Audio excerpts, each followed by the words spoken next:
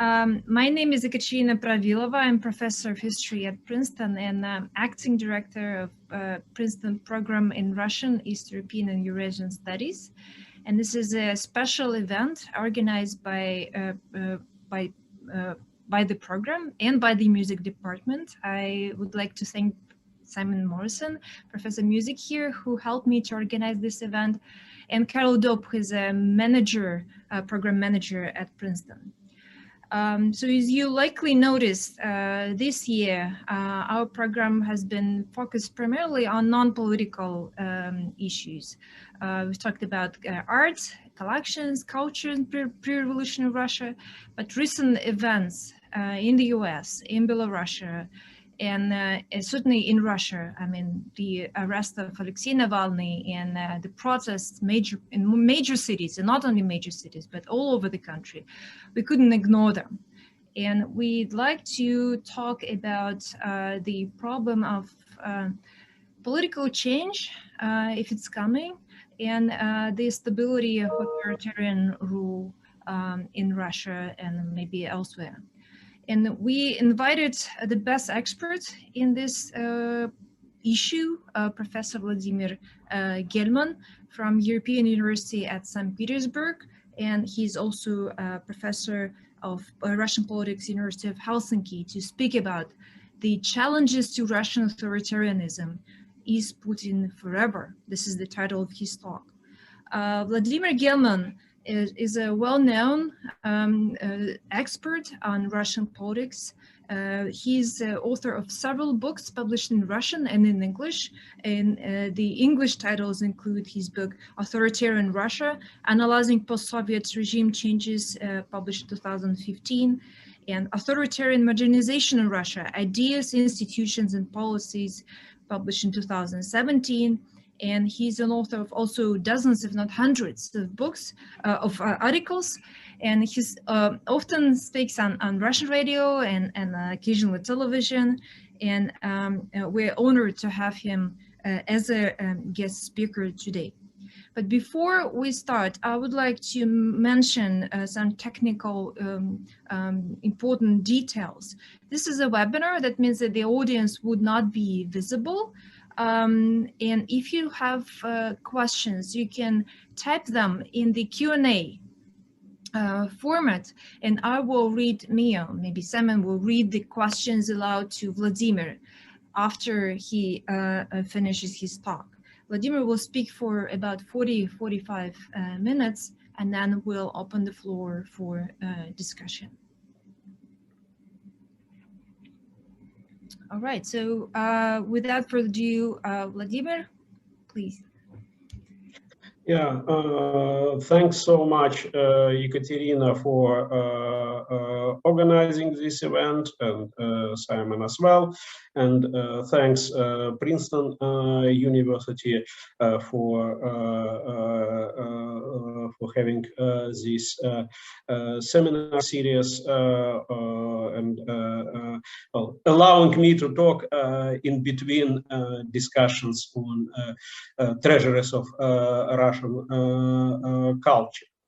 And as Princeton promised to offer me a honorarium, I promise that an equivalent of this honorarium will be donated to OVD Info, the network of support of political prisoners, victims of political repressions, and this will be a special event in this respect too.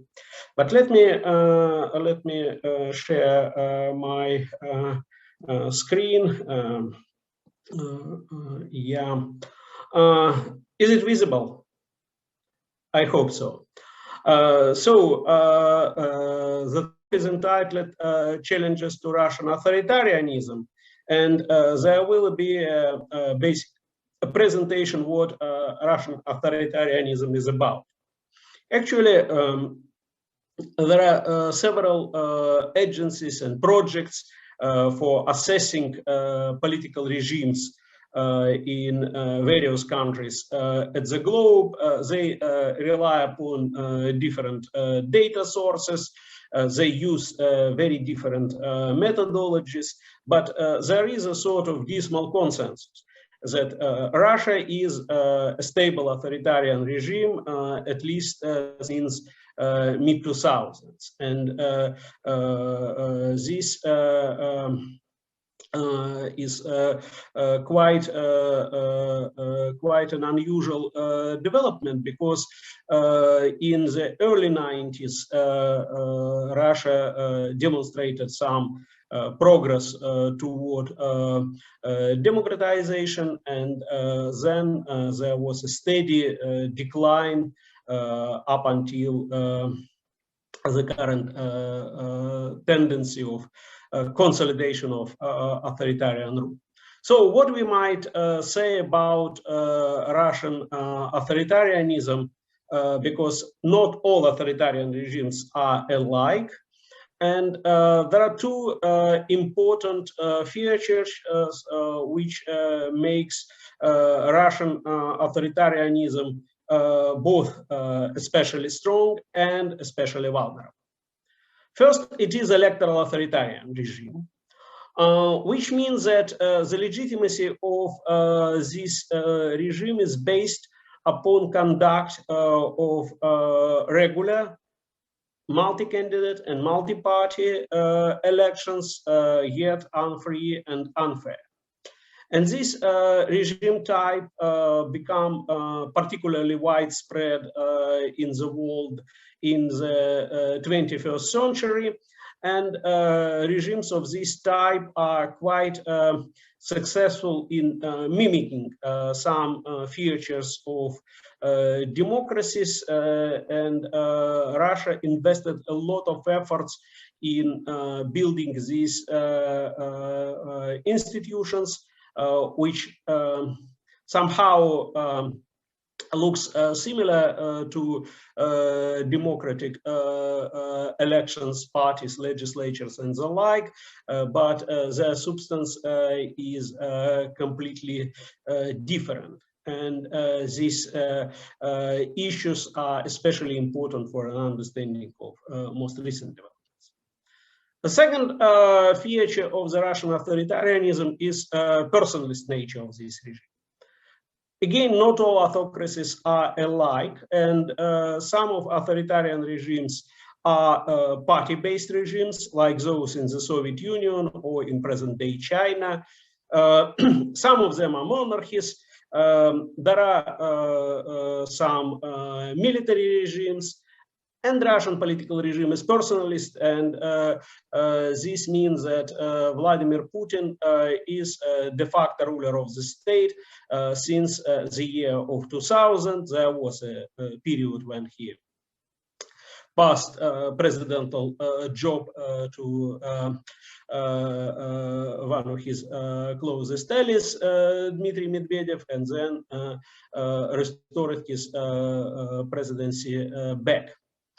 And this problem with presidential term limits actually caused numerous uncertainties in the Russian political elite. And finally, in 2020, just about a year ago, Mr. Putin resolved such a problem through constitutional changes, which aimed at continuity of his rule. Basically, it means that all presidential, previous presidential terms were nullified, and then Putin was allowed to run for next two terms of presidential elections in 2024 and 2030, and it means that he intends to govern the country at least up until 2036. And these amendments were approved through a popular vote. and even thought there is a strong evidence about widespread fraud, intimidation of voters, and other violations.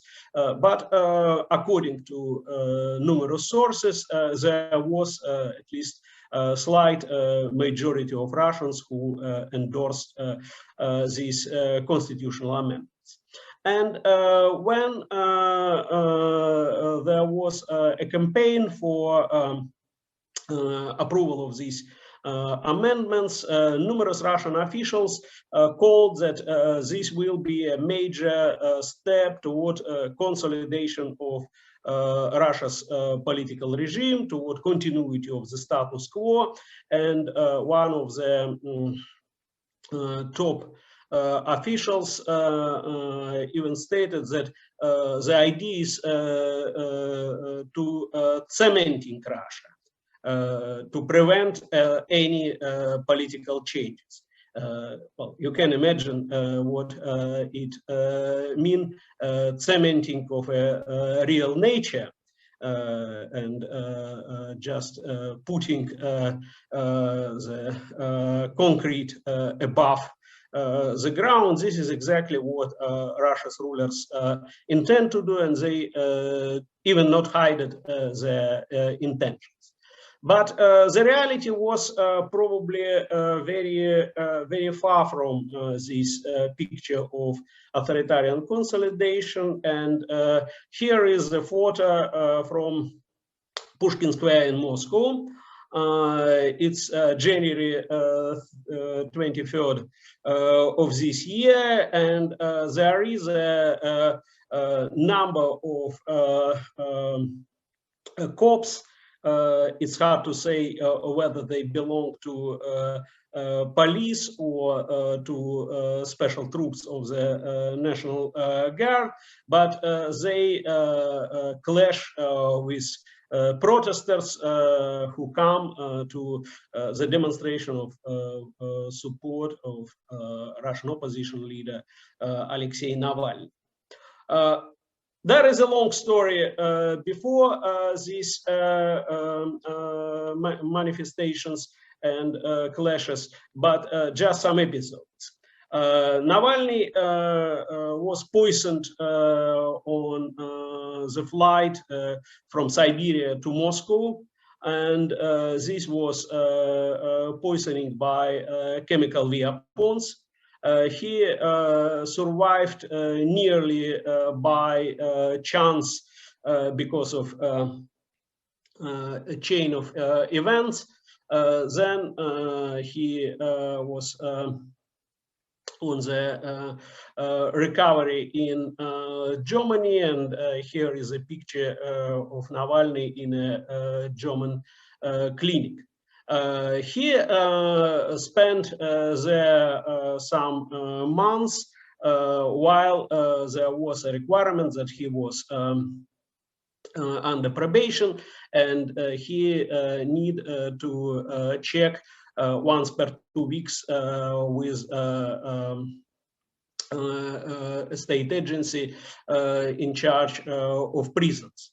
Once Navalny failed to do so for apparent reasons, as he been in hospital and post-hospital recovery, it considered as a violation of norms, and upon his return to Moscow, he was arrested and later on sentenced for 2.5 years. But between his arrest and court hearings, Navalny released a video about Putin's palace. Here is a picture of this palace very close to the Black Sea area called Gelendzhik. And this video presented a story about huge expenditures, excessive luxury, outstanding costs for everything.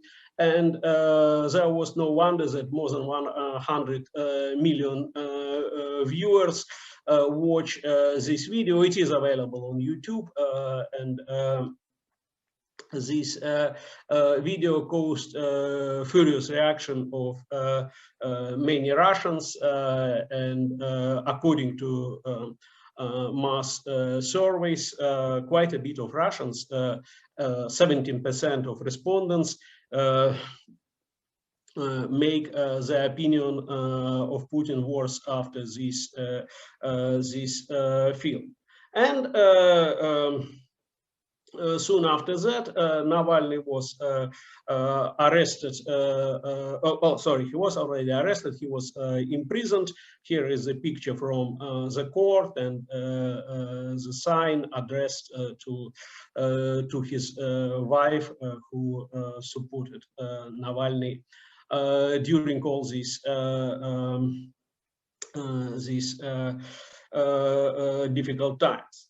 This is the background on recent challenges to Russian authoritarianism, but we definitely need to put them into a bigger context. To what extent actually Russian authoritarianism is cemented, as Russian top officials stated, and what are the challenges beyond the story about Navalny.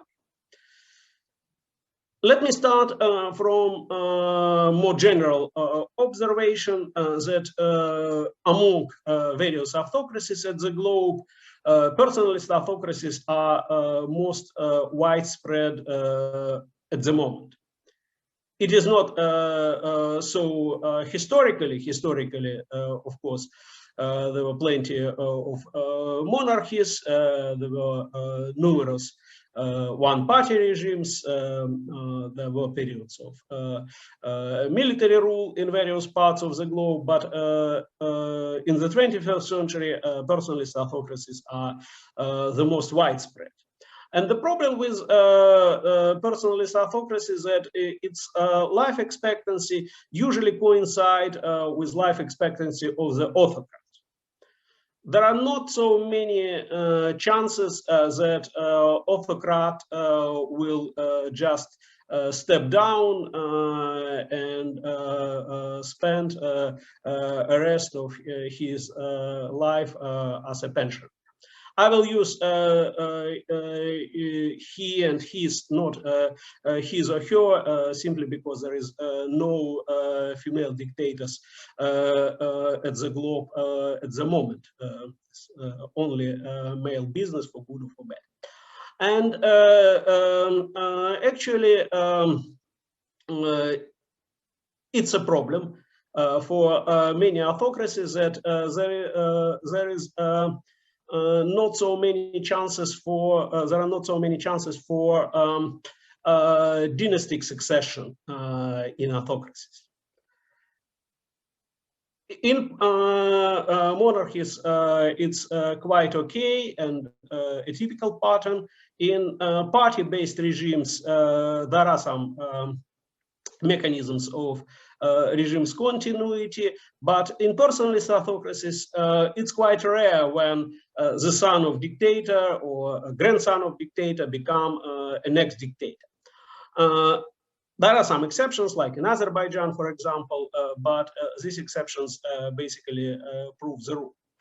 And low chances for dynastic succession provide very negative incentives for an autocrat and for his elite, for his cronies, because they know that there are not so many chances for transfer of wealth and power to their children and grandchildren.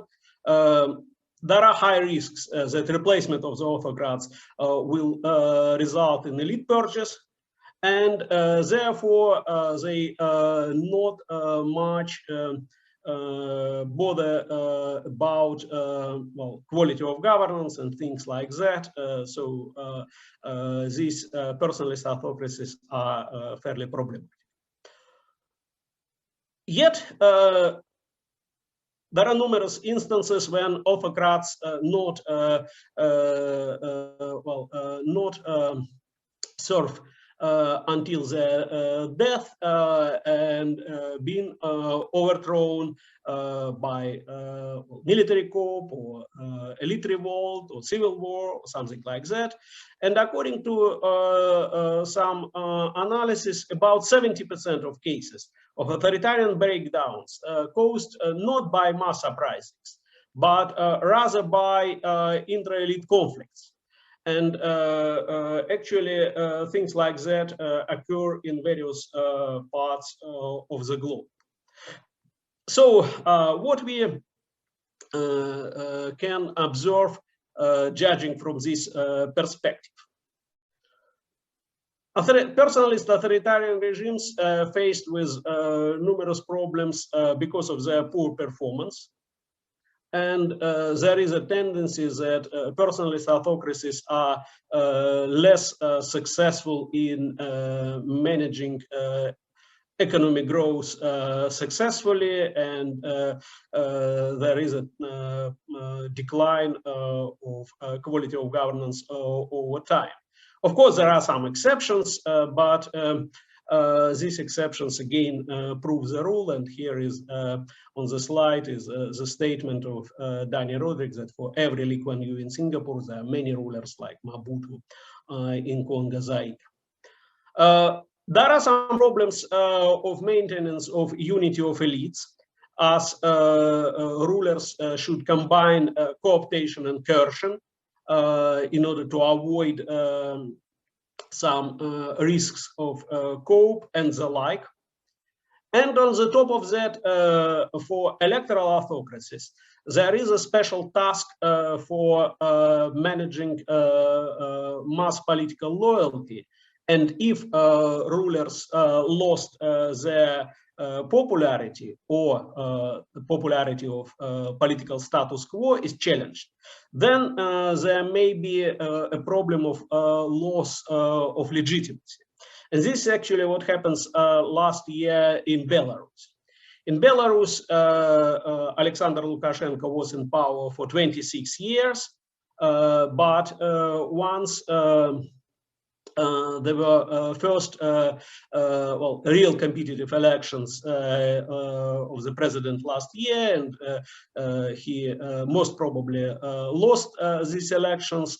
Mass protests hit the country. They were cursed by various methods quite severely, but even though Lukashenko managed to stay in power, he apparently lost legitimacy. And for Russia, it is not a scenario as of yet. I will show you some graphs later on, but let me start from assessment of Russia's performance. And here is the graph coined by Konstantin Sonin, a professor of economics from the University of Chicago and from the Higher School of Economics. Here is the data about real incomes of Russians since 2010 till 2020. Of course, the right part of the graph tell us about major decline of real income due to pandemic. But overall, we see that there is a stagnation of real income in 10 years perspective, which basically means that Russians live on average no better than they lived 10 years ago. For most of Russians, this decade was lost. one might say, well, there may be effects of decline of oil prices, other factors, but please have a look on yet another graph. This is a graph of currency reserves in Russia. There are two vertical axes. The left vertical axis is about billions of US dollars, and the right vertical axis is about share of these reserves in GDP. So from 2008, the beginning of a major economic crisis, there was a major rise. Then this money were spent quite extensively.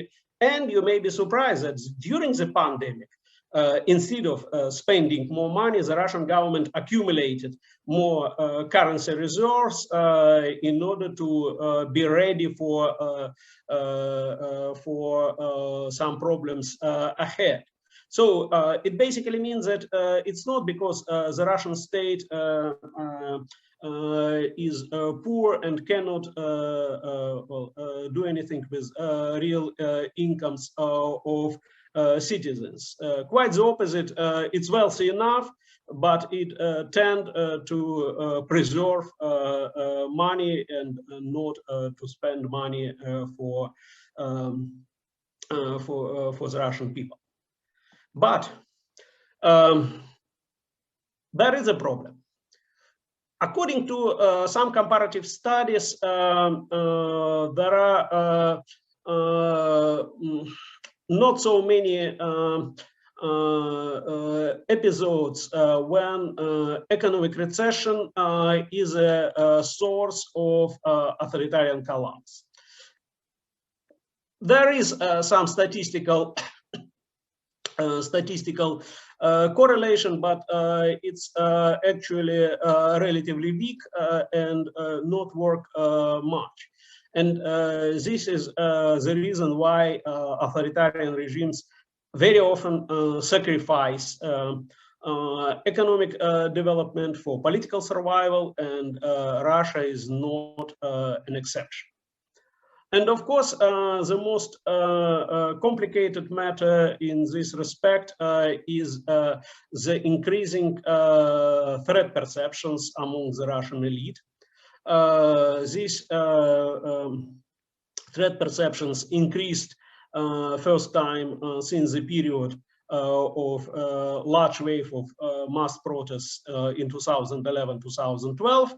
And of course, were fueled by experience of color revolutions in post-Soviet countries or by Arab Spring. And threat perceptions are important for use of repressions toward regime's rivals, because there is always a question to beat or not to beat. And the answer made by Russian rulers is very simple. To beat as severe as possible. And actually, the reason for that is very simple, because use of coercion was quite successful. Here is the picture of a bridge nearby the Kremlin, and in 2015, yet another leader of the Russian opposition, Boris Nintzoff, you see his photos, was killed quite demonstratively just opposite to the Kremlin, shot to death. And this was a very powerful signal sent not only to activists of the opposition, but also to ordinary Russians who may be critical about the regime. So since 2012, the Russian political regime announced tightening of the screws, and the politics of fear was officially launched by the Kremlin in various ways. There were harsh attacks toward NGOs because the Kremlin believes that NGOs serve as channels of overthrow of pro-Kremlin's regimes in countries like Ukraine due to Western support. So NGOs were harassed, intimidated, fined, and these attacks resulted in closure of some NGOs or to less salient positions of others.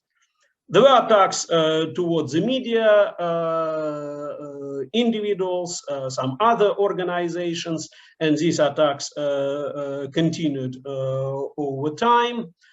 Also, Kremlin attempted to impose control over internet and social media. As of yet, these attempts not much successful. But overall, the tendency of excessive use of repressions beyond actually major needs is quite visible. And here is yet another picture, a photograph made by a Russian professional photographer. This is in police office where he was brought, being arrested for participation in one of these protest actions. And you see this guy in the uniform with closed face, not even by mask, but by a total camouflage under the portrait of Vladimir Putin. And the excessive involvement of cursive apparatus in domestic politics is a quite risky game. Of course, it's a quite risky game for protesters, for dissidents, for ordinary citizens, because there are harsh attacks towards them, numerous arrests and imprisonments. Over last 2 weeks or so, more than 5,000 Russians were detained. Some of them are still detained. Many people were fined and the like. And as I noted, once repressions were launched, it's really difficult to stop repressions because there is a logic of some sort of further developments.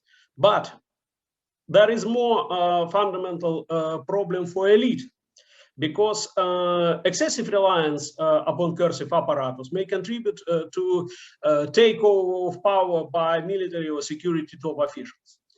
The legitimacy of personalist regimes is based upon popularity of rulers. And if rulers lost their popularity, why top military or security officials need to protect this ruler?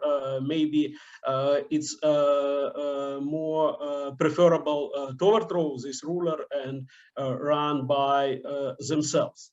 This is a Praetorian problem, and of course, authoritarian leaders are quite aware about this problem and tend to resolve by one way or another. Usual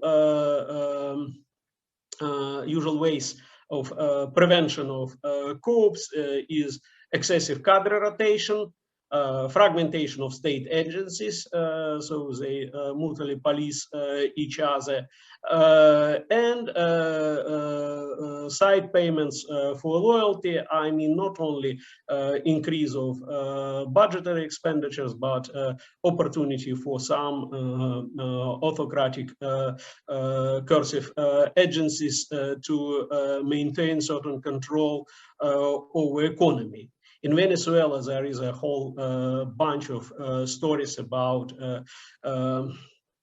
about drug export under the roof of coercive agencies under Nicolas Maduro.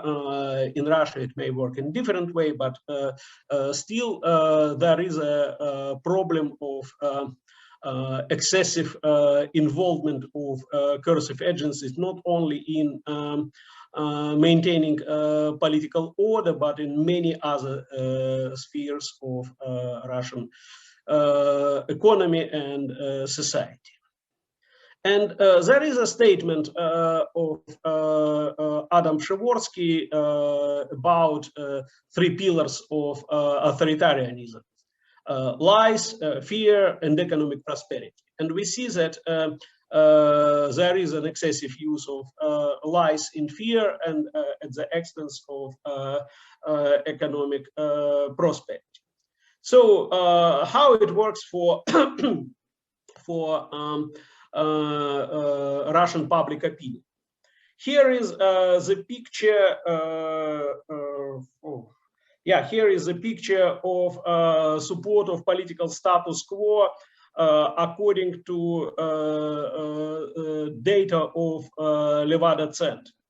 You see that there is quite a dynamic. Of course, there was a major recession of support of the status quo in the late 1990s. Then, since the beginning of 2000s, people were very much enthusiastic, but more recently, there was a major drop of support of the status quo, especially since 2018, when the Russian government announced increase of retirement age. And you see that it is still about 50%, but not much above this rate. And here is the picture of Putin's approval rate. Again, it started from nearly zero in the year of 2000. Then there was a pop-up in 2014 upon the annexation of Crimea, when the Russian society was very much enthusiastic about that. And since 2018, there is a major decline. What do you mean major decline? Okay, it's still more than 60% of Russians who respond to pollsters that they endorse Putin.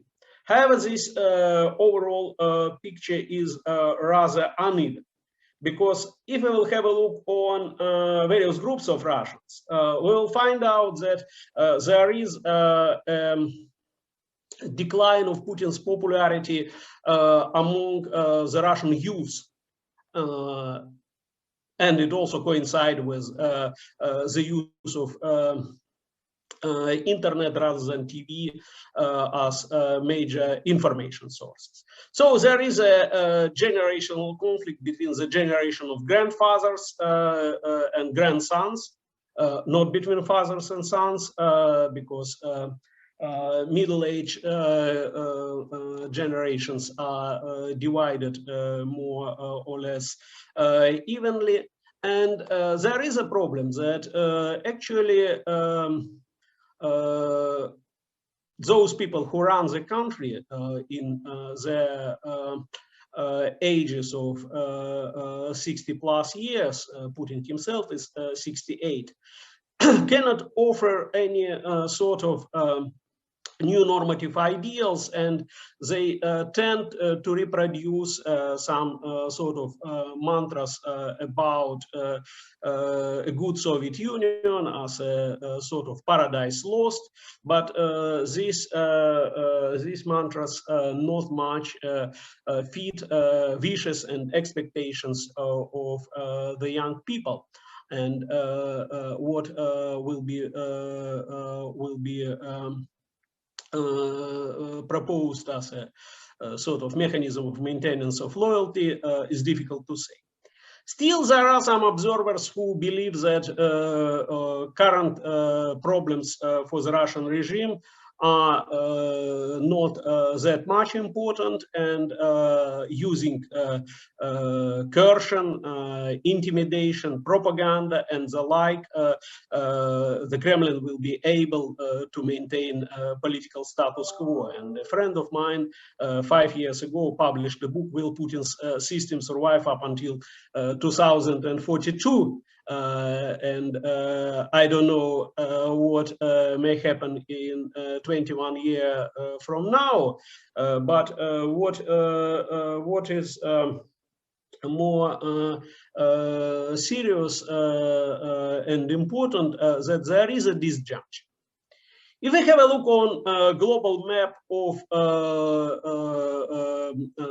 global political map of countries, we might say that for all of the theories, Russia actually have strong chances for democratic survival, because it is a modernized country with a relatively high level of GDP per capita, with a high level of education, no major ethno-religious conflicts which undermine democratic stability, and the like.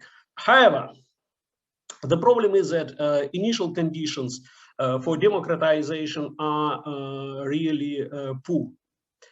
There is no strong organizations which may serve as drivers for democratization, such as strong labor unions or strong allies of pro-democratic movement like Catholic Church in Latin America or in Poland. And international pressure toward democratization is very much negligible, although I wouldn't say that international pressure may substitute domestic pressure. It may work in a complementary way. So what we might say about prospects of bottom-up democratization. My knowledge about stories of democratic movement in various parts of the globe, in South Korea, the Philippines, Brazil, Poland, and the like, tells that probably there are several rounds of mass mobilization, protests, and repressions. And the first round of this mobilization happens in 2011, 2012. Now we probably observe the second, but not the last round of popular mobilization. Let me stop at this moment, and the very last slide is with the link to this over the info, a network of assistance to victims of repressions, and they actually accept donations from the Russian citizens living elsewhere at the globe, and I will donate them too. Let me stop here, and I will be happy to respond to questions, comments, and the like. Thank you. Thank you, Vladimir. We have several questions, and I will start reading them. A question from Jacob Thomas. I apologize if I'm not pronouncing correctly all names. We hear mostly about support for and opposition against Putin in the West.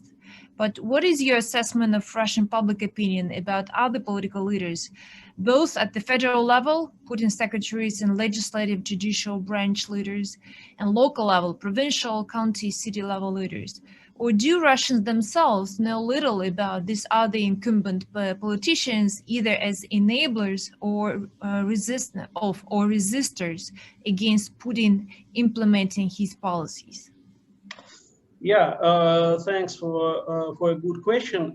Actually, public opinion demonstrates that basically there are two major politicians in Russia nationwide, Mr. Putin and Mr. Navalny, and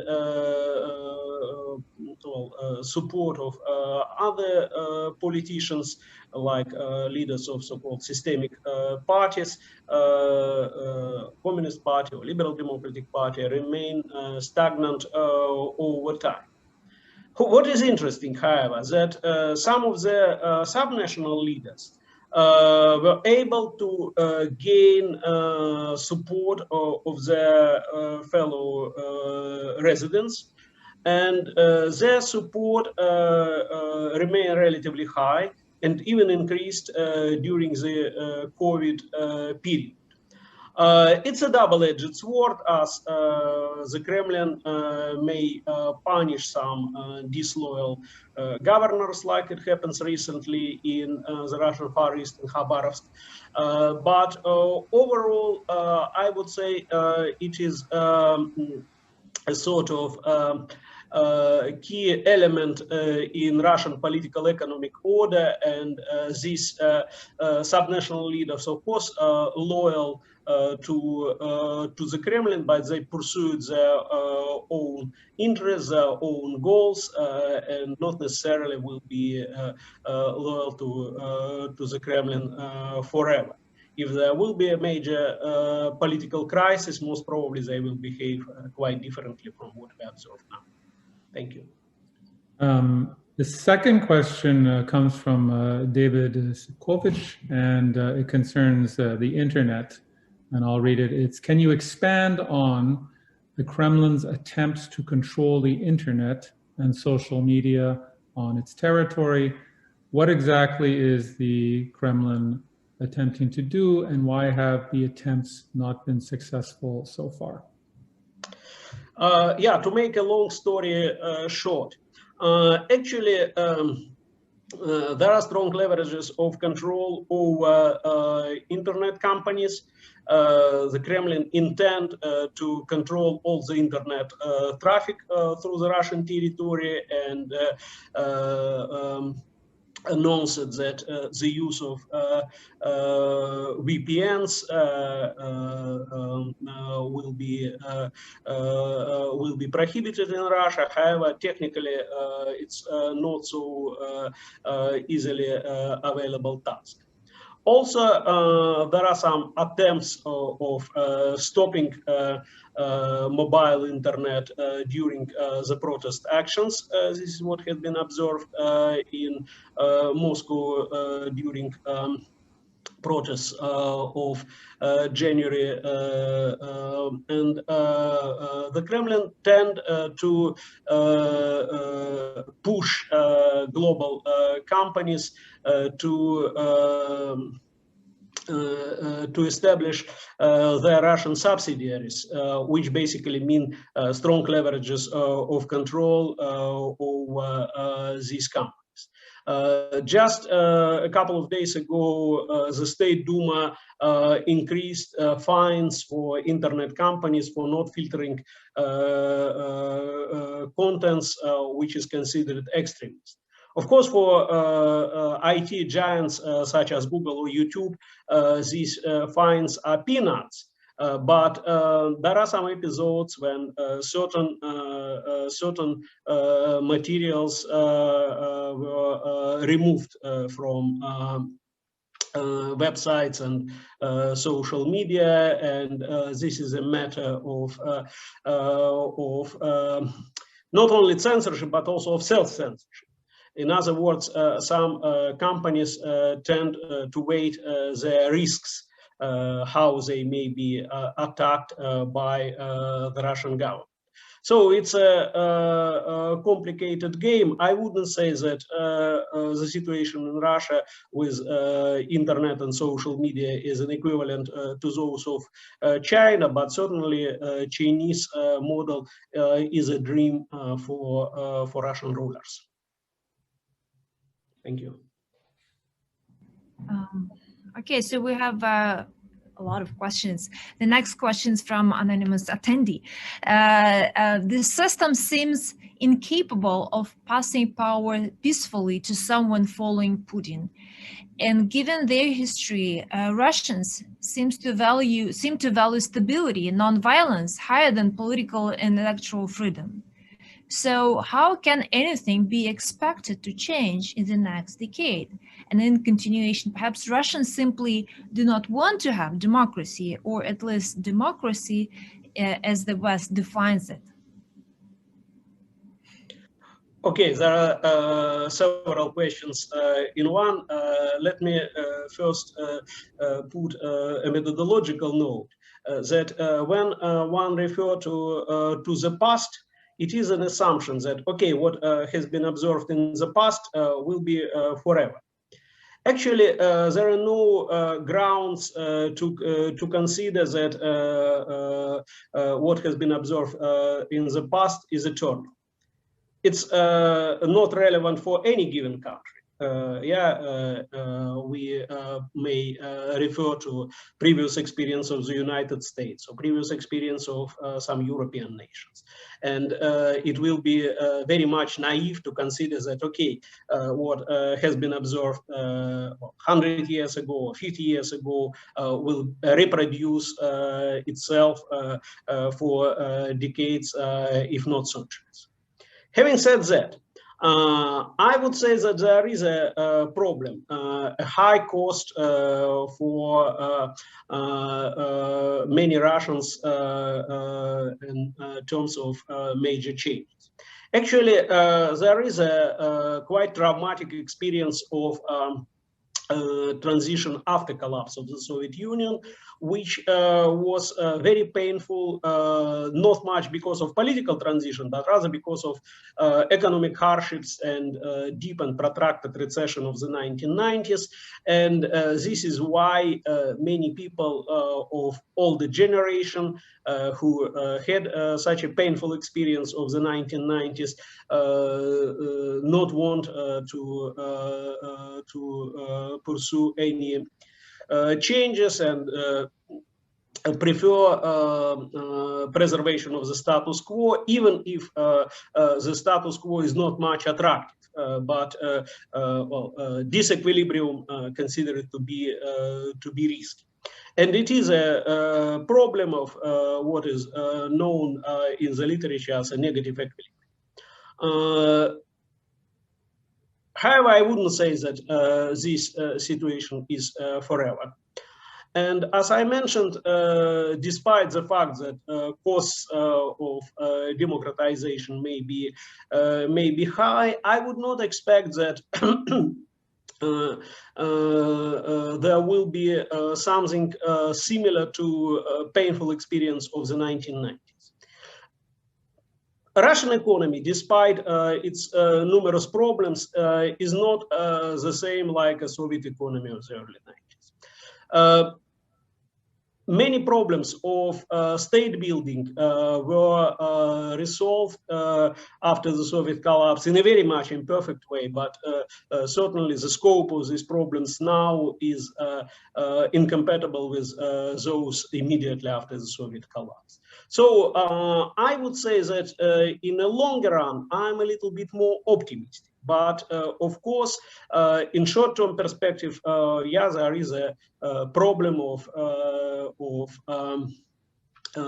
this negative equilibrium, and this problem is not so easy to be resolved immediately.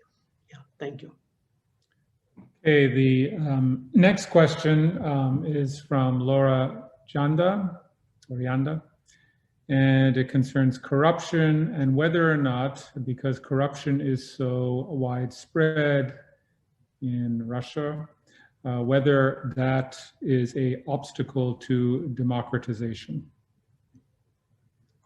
Yeah, corruption is an obstacle for democratization, that's for sure, because actually many people suffered from corruption directly or indirectly, and at the same time, many people involved in corruption. We talk about election fraud. But election fraud is not something, well, fallen from the heaven. This is actually what is done by numerous members of 95,000 polling station commissions across the country. And most of members of these commissions are school teachers who teach kids quite in a routine way, and they involved in such a business due to various motivations. There was an excellent article by Natalia Forat in Comparative Politics. She analyzed behavior of school teachers in terms of this electoral corruption. Certainly, all of the Russians are victims of corruption, but there are some beneficiaries of corruption. Of course, most of the participants on the low level got very small benefits, such as small bonuses or other payments, but there are some people around Putin who are very wealthy because of their involvement in corruption. That's true. Yeah, thank you. Next question from Ina Melnikovska. What are the chances of elite defections in Putin's system? Do the Western economic sanctions increase the chances of elite defections or contribute to elite's dependence on the Kremlin patronage? Which sanctions are most challenging and destabilizing to Putin's system? And I will also read the Nikita Maslenikov question because it's very close to it. Is there already some evidence of the tensions within the Russian elite and some disloyalty towards Putin? Yeah, thanks for good questions, and good to hear from Inna. My understanding is that we don't know much about elite disunity, because certainly many representatives of elites, even those who are very critical about current trends, tend to remain silent because they afraid to be punished by the Kremlin's rivals. And actually, apart from repressions toward dissidents, there were numerous instances of repressions against elites, not much because of their disloyalty, but because of their accusation in some corruption charges. Virtually everybody can be accused. I'm not sure that foreign sanctions alone may contribute to disloyalty of elites without strong domestic pressure. And domestic pressure at the moment is not strong enough.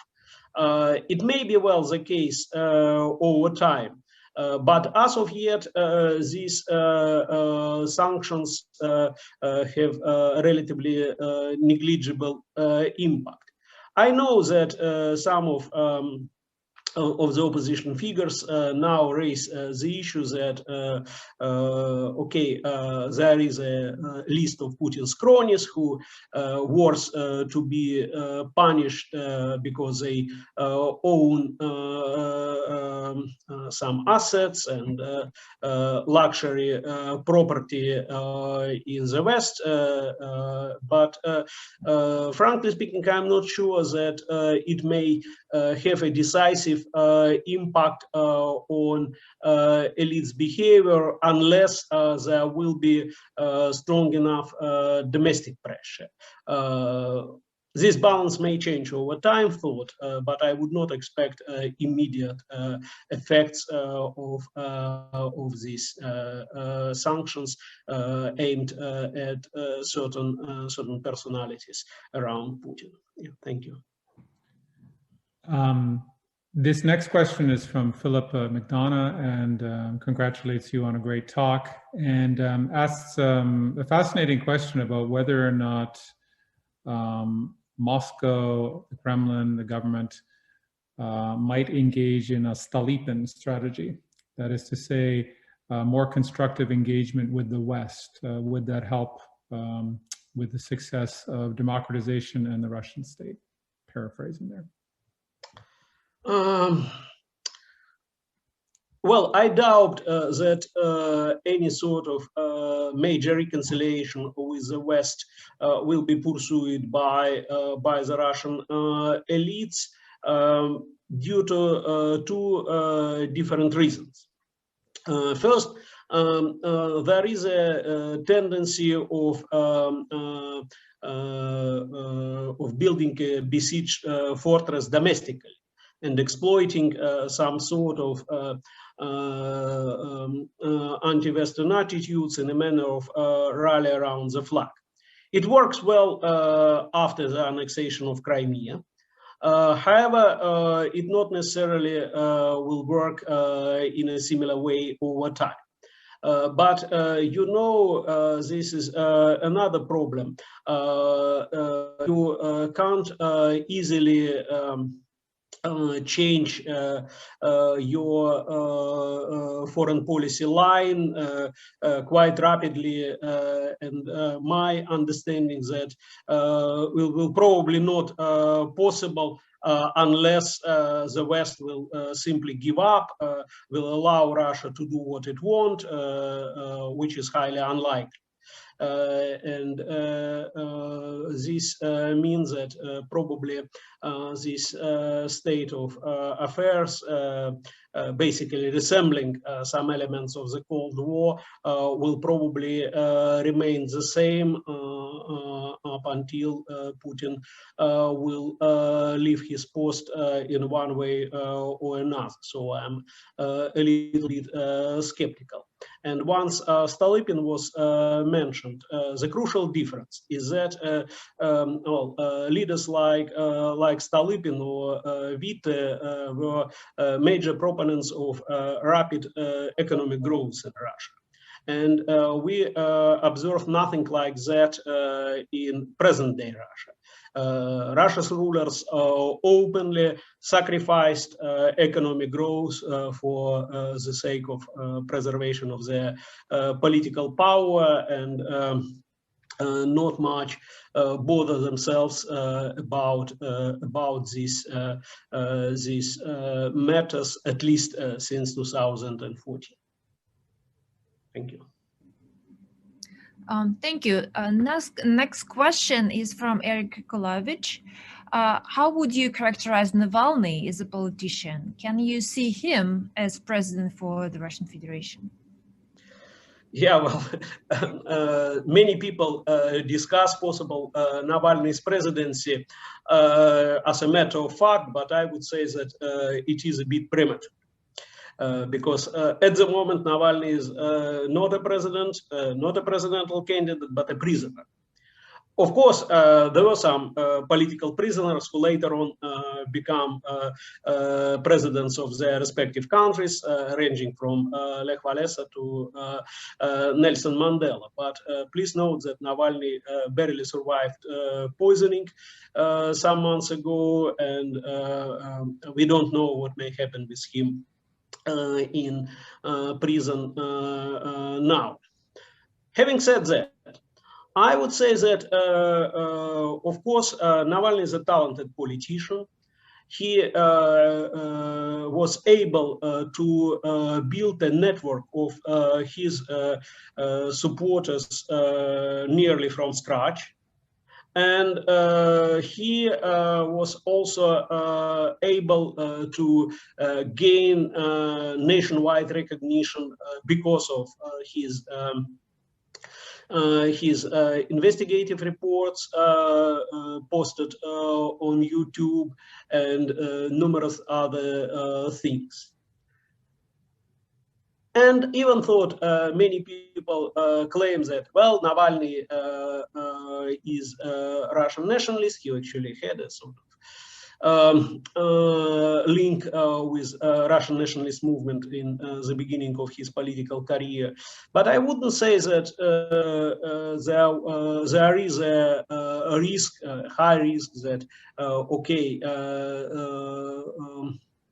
popularly elected leaders will usurp the power and establish new authoritarianisms on ruins of previous authoritarian regimes. Of course, in theory, these risks exist, but for reasons I stated in my presentation, I don't think that there are high chances on that for next round of Russia's democratization. But again, any speculation about Navalny's presidency are very much premature. Thank you. Okay, I'm going to combine the next two questions because they are related. The first is from Emma Kudlip, and she wonders if you think there will be a third and potentially final round of popular protest against Putin. And then the follow-up question, which I'm attaching to this one, comes from Kaspar Puchek, who asks, how would the removal or death of Vladimir Putin impact the coherence of the Russian state? Well, I expect that there will be some new rounds of protests, but it's really difficult to predict them. Apparently, there will be some reasons for new protests in conjunction with upcoming parliamentary elections scheduled for September, and my understanding is that the Kremlin attempt to prevent any protests by every possible means. Let's see how it will work. As to coherence of the Russian state after Putin, I would say that it will heavily depend upon longevity of Putin's rule. If Putin will, let me use this term, Putin will go to the moon next week, I would not expect major troubles for the Russian state. But if, imagine, Putin will stay in power for more 20 years or something, then the picture will probably remind what has been written in the fictional literature, in the great novel of Gabriel Garcia Marquez called The Autumn of the Patriarch. He described an Latin American dictator who ran his country for 100 years. And he completely ruined and devastated his country. And I can imagine that through the continuation of Putin's rule up until 2042 or something like that may have a similar impact for the Russian state and for the Russian society. Yeah, thank you. Next question comes from Anna Shantilova, and she's asking about your thoughts on about Leonid Volkov's. This is one of the Navalny's, how to put it, allies. His decision to continue protests only in the spring. As you likely heard, there were 2 weeks of protests, and then there was a call to suspend them until the spring. What would be alternative ways for the general public to manifest their political views effectively in current circumstances? Well, I believe that for the public there are many creative ways to express their attitudes and what they think about these developments. I would not encourage people to behave on this or that way. It's probably not my job as a scholar, but I express my position through donation to help victims of political repressions, and I believe that everyone may express his or her position in various ways. Thank you. Okay, the next question is from White Riandan, and forgive the pronunciation, and it asks whether or not COVID has allowed or will allow the current Russian government to impose additional authoritarian measures on the public. Actually, COVID already allowed to ban whatever public gatherings, and some of Navalny's supporters were accused in violation of quarantine regulations and fined and put under home arrest exactly because of these regulations. Overall, however, I would say that the impact of COVID is rather indirect. Of course, the number of victims of COVID is outstanding. Just yesterday, the Russian Statistical Service published the data on excessive mortality, and 300,000, 24,000 people died, mostly because of COVID and related diseases in 2020 alone. It's outstanding number ever in Russian history after the World War II. But I wouldn't say that even this large number of victims will have any serious impact on policy pursued by Russian authorities, and they may found whatever reasons to curse their rivals, regardless COVID. Thank you. We have two questions that somehow alike. One comes from Alexander Titov, and he's asking, given very headline attitudes by the authorities to any unauthorized protest and opposition more generally, is it realistic to expect that Russian political system can evolve into a more democratic direction without revolutionary change? So whether the revolution is possible. And Hamish Gunn, apologies if I'm not pronouncing correctly, is asking, in your recent interview with Medusa, this is one of major opposition, I would say, public outlet, Vladimir, you mentioned that the sanctions discussed are very unlikely to change Russia's behavior, that the poison didn't change the situation, and the events inside Russia do not bring any change. So what forms of events will prompt the regime change in current situation? So whether the revolution or evolution? Well, the problem with revolutions is it is really difficult to predict. And actually, when we talk about revolutions, we should have in mind that present-day revolution in modernized and urbanized society is not the same like Russian Revolution of 1917 or French Revolution of 18th century and the like. So the very term revolution should be taken cautiously. Overall, there is a perception among scholars that peaceful protests are more likely to bring success in case of a high level of mobilization.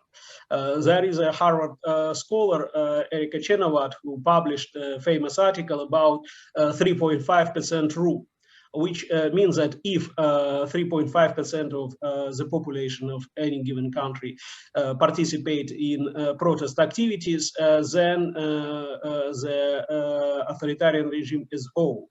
Calculating on Russia's population, it is about 4 million people.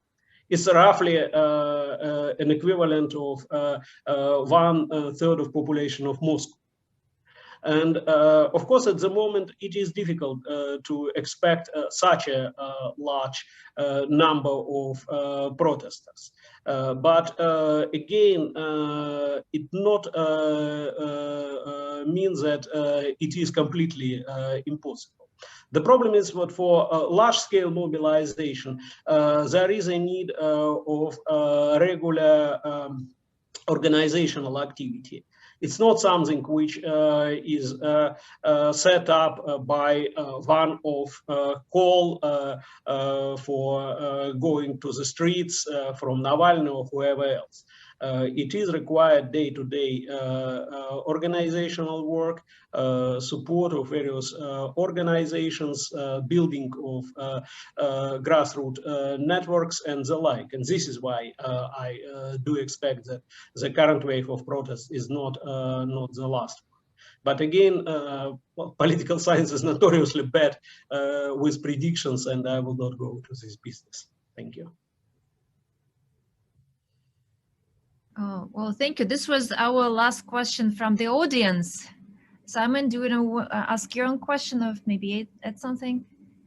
Yeah, I just have a general question to conclude, and it's whether or not there are, and this actually relates to some of the questions in the chat, whether or not there are within the nomenclatura, within the Siloviki, there are signs of resistance to Putin. And secondly, whether or not there are any other politicians besides Navalny that are potential threats or challenges to the regime. Yeah, let me add also, like, again, how would you answer your own question? Is Putin forever? Yeah. Well, Putin is certainly not forever, unless there will be a way for immortality. Which is not the case as of yet, but the problem is that we don't know when he will exit and in which way, either through natural death or through violent overthrow or through coup or through popular uprising. There is no way to answer at the moment. Regarding Simon's question, we don't know much about elites and what they think. At the moment, they demonstrate loyalty, but I'm not sure that this loyalty is unconditional. The problem is that elite unity usually not broken just because of some sort of attitudes. The elite breakdown is usually resulted from certain pressure. At the moment, I would say that the pressure is insufficient, but it not means that this pressure will remain insufficient for